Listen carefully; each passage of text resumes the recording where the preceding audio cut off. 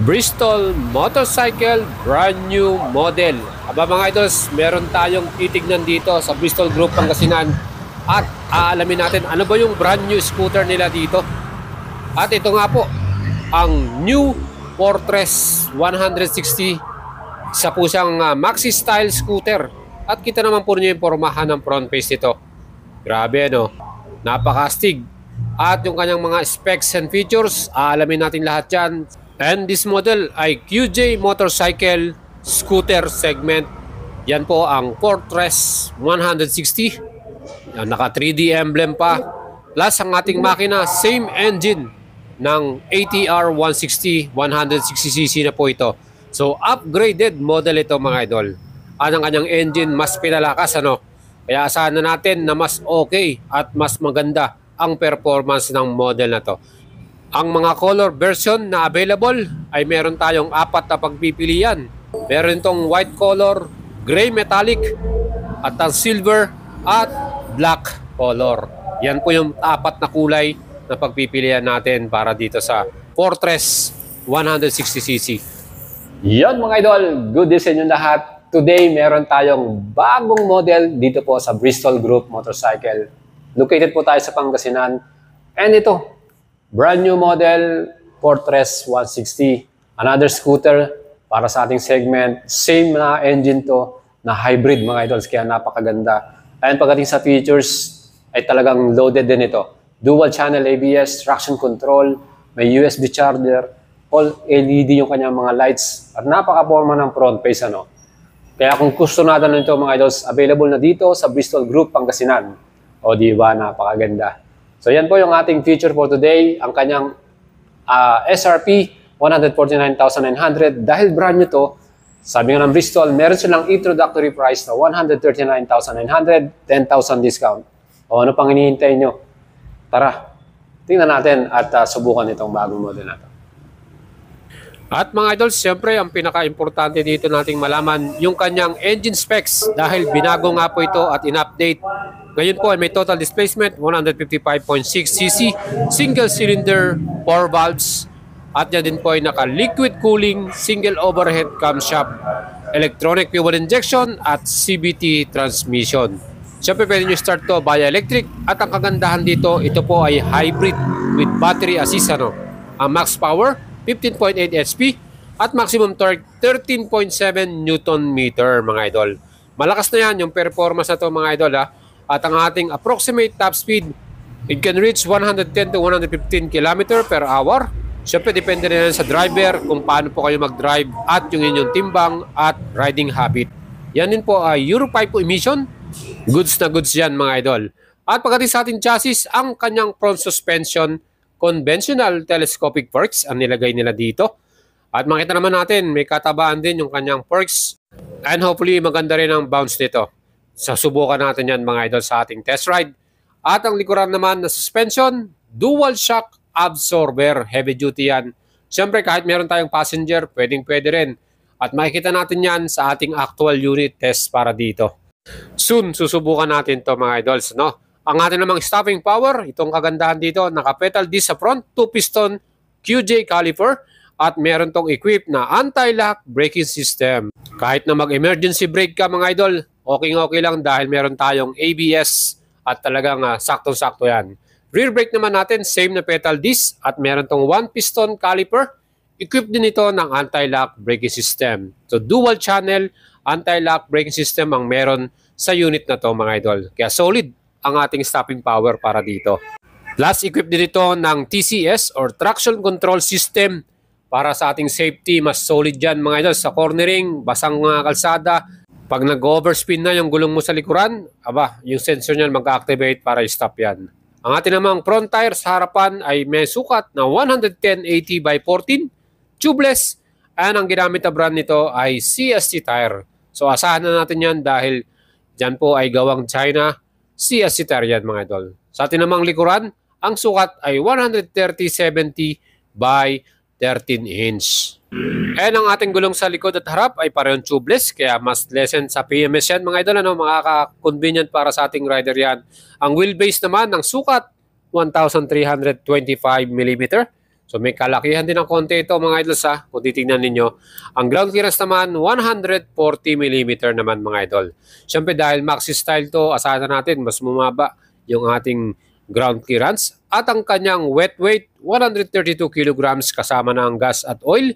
So mga idols, okay din naman yung kanyang bigat ano. Pero siyempre, yan na rin po ay lightweight sa kanyang category. Ang kanya namang dimension, ang length 1,945, ang width 765 at ang height 1,230 mm mga idols. So yan po yung ating overall dimension. And isang nagustuhan ko rito yung kanyang upuan. Kita naman po nyo talagang well padded to. Makapal yung foam at yung cover na seat two-tone pa yan. Merong magaspang, merong medyo makinis ano. At perfect dahil siyempre meron siyang stitches, mas premium ang datingan, mas pogi ang style nito. So mga idols, pagdating sa kanyang pinaka-underseat compartment, ayan, kita naman po ninyo no. Malaki din naman ang ating magiging compartment. Siyempre yung battery nito dahil hybrid to, mas malaki yung naging space ng hybrid battery dyan. And try naman natin ang helmet test natin, itong Axor helmet natin na Apex Sport Touring helmet. XL ang size ito kaya hindi kasya mga idol. Siguro pwede yan size small. So mga idol, ito pong ating bagong Fortress 160. Ang seat height po nito ay 755 mm. So sa ating mga Filipino riders, perfect to kasi madali natin siya masasakyan at siguradong hindi ka mahihirapan. Tingnan natin, subukan. O di ba? Flat-footed po tayo. So yun po yung advantage pag ito yung binili nyong bagong scooter. Tayo po ay flat-footed dito, no? So 5'6 ako, kung kayo 5'4, 5'3, ay talagang kayang-kaya din, walang problema. Hindi kayo mahihirapan. So yan po yung ating seat height test para dito sa ating bagong model ng Bristol, ang Fortress 160. Ganda pa kasi meron din tayong pinaka-extension na apakan dito. Ayan. And ang grab bar sa pinakalikuran, yan din po ay may abang na top box carrier. Ano? So pwede mong tanggalin yung cover na yan. Meron na rin yan tornilyo at may kakabit mo na yung top box na dyan. And para naman sa ating gasolina mga idols, siyempre itong ating keyless system, katabi na yung bukasan dyan ng upuan at ng ating fuel tank. So nandyan po, buksan natin yung ating fuel cap. So meron tayo ditong gas volume or capacity na 8 liters. Ang kakarga nating gasolina nito, unleaded mga idol sa pwede po yan. At ang fuel consumption naman na nakikita nating average nito, dahil hybrid to, mas mataas to siyempre, 40 to 42 km per liter. Hopefully mas tumaas pa yan at susubukan natin yan sa ating actual test ride para sa unit na to. At nakita naman po niyo yung kanyang keyless system.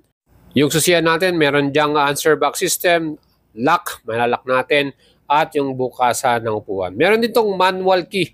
Ayan mga idols. So medyo pindutin mo lang yung pinaka doon, pangalan na logo, at magagamit mo itong manual key na yan para buksan yung ating upuan. So yan mga idols, ang ating keyless system. Meron din siyang backlight, kulay blue.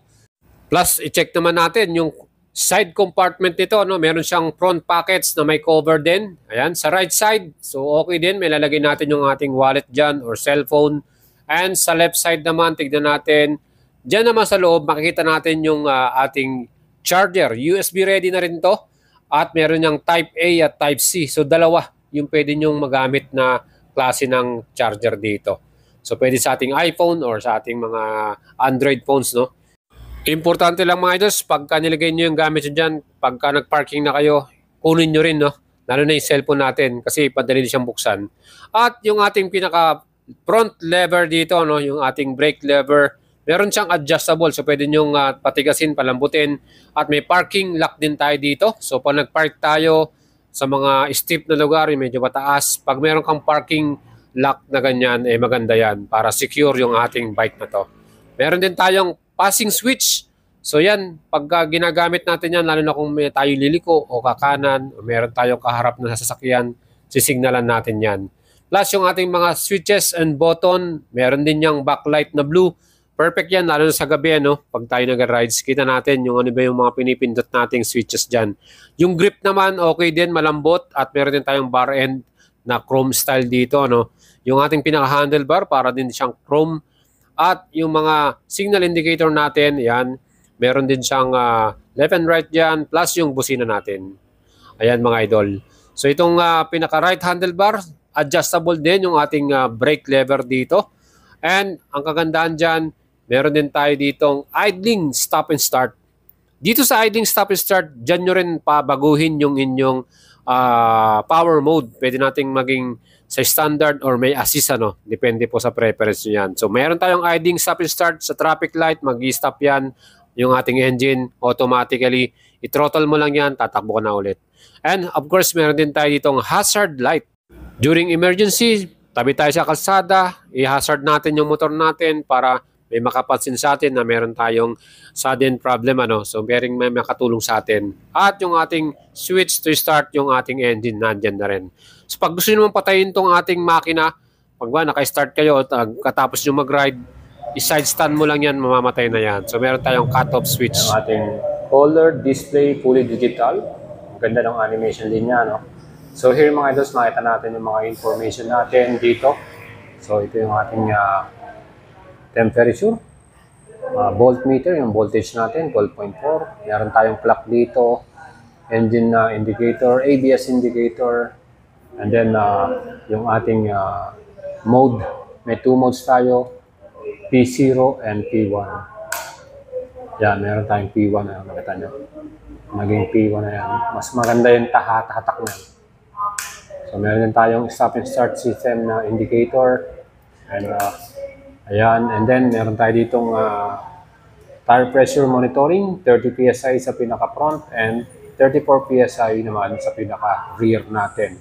Fuel gauge natin and temperature nandito and RPM and speedometer. Ayan mga idol. So nandito yung traction control natin. Kung gusto nyo switch off yan, pwede natin baguhin yan sa ating pinaka-menu. Ayan. So may interface tayo dito kung gusto nyo i-adjust yung brightness, yung clock, yung unit of mobile Bluetooth, may tire pressure monitoring. Ayan. Pwede natin i-open yan, tire pressure. Ayan, makita niyo yung pressure unit niya. Kung gusto naman mag-exit. Ayan, yan lang yung mga magiging information natin dito. Ang mga idol, ano. Kung gusto nyo bumalik sa dati.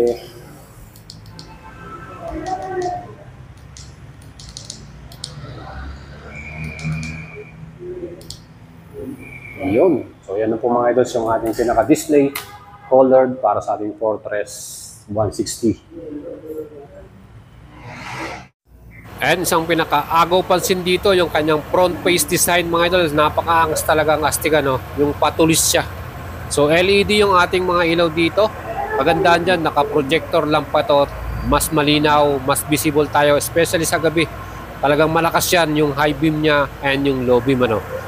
And mga idols, anong masasabi nyo dito sa design ng kanyang front face, ano? Okay ba sa inyo yan? Mas pogi bang tignan? Maangas ba?